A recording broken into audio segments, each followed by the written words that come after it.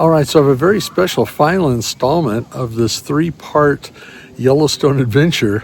Today we're doing a day trip to the Tetons, and we're also going to be going through the Wolf and Grizzly, or Grizzly and Wolf Discovery Center, directly behind me. And we'll get into all that right after this.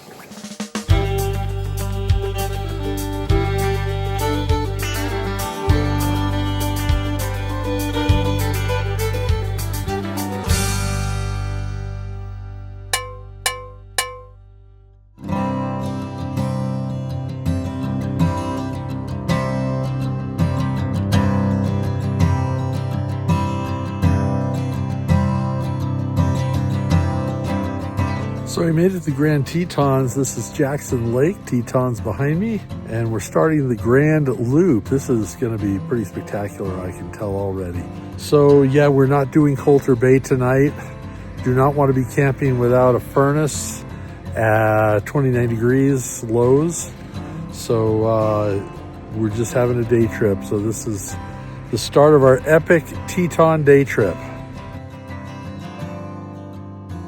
The Grand Tetons is kind of a sister national park to Yellowstone, and it features a lot of wildlife and grand vistas at every turn. If you're into hiking backcountry, Grand Tetons is probably one of those places you really want to visit. If you are staying in Yellowstone National Park area, the Grand Tetons is just a short drive south past Grant Village and the West Thumb area of Yellowstone. One of the first sights you'll see is passing Jackson Lake, which is an area for spectacular views and photo opportunities. You will then kind of wind your way through down to Jenny Lake, which will probably be one of your first stops you're going to want to make. The visitor center at Jenny Lake has a lot of information. There's some short hikes out of that lodge area. And that's a great way to begin your Grand Teton loop.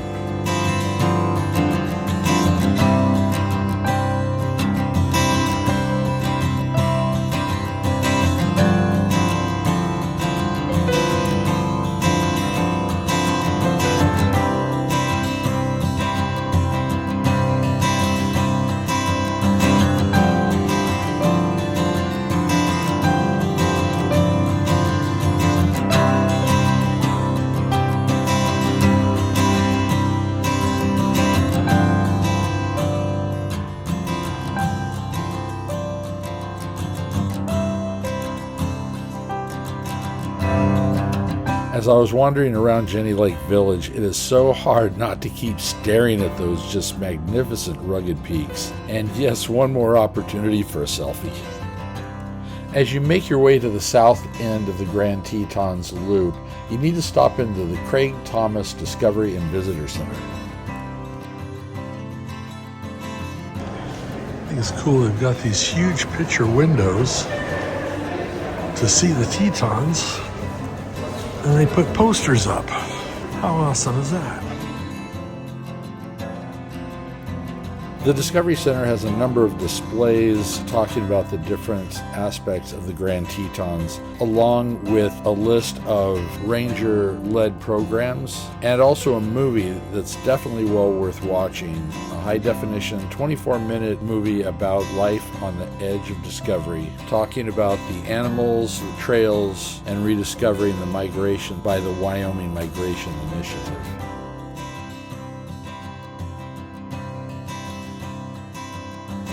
Oh, and by the way, did I mention that the Grand Tetons also have their own herd of buffalo? We did drive by the Coulter Bay campground and took the opportunity to pop in and look around just to see what we were going to be missing out on. Beautiful campground, lots of shade, lots of trees, but unfortunately that shade means there would be no sun for solar.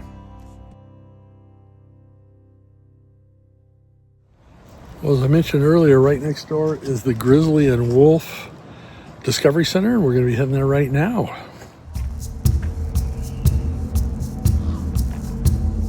The Grizzly and Wolf Discovery Center is a not-for-profit wildlife park that actually takes great pride in the fact that they do rescue a number of their animals that were injured in the wild.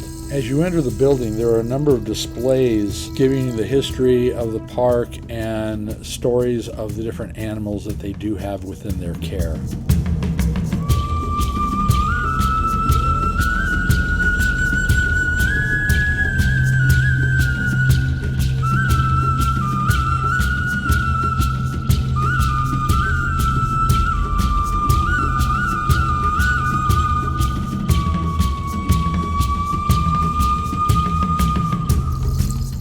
be honest, this guy's been hanging around with the wolves too long. Not to mention, I think he might have been rescued from the circus.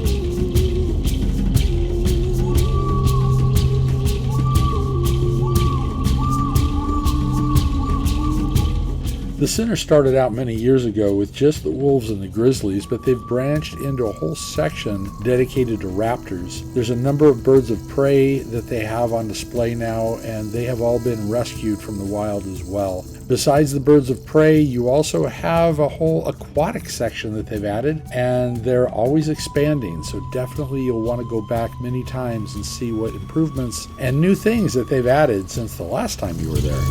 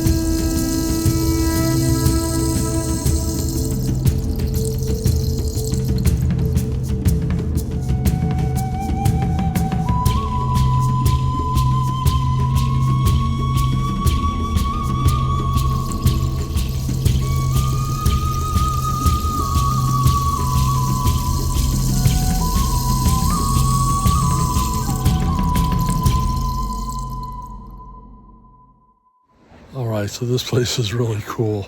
I love what they've done. I love the different exhibits. This definitely is worth coming in. Price of admission, it gets you in and out privileges all day long and the next day.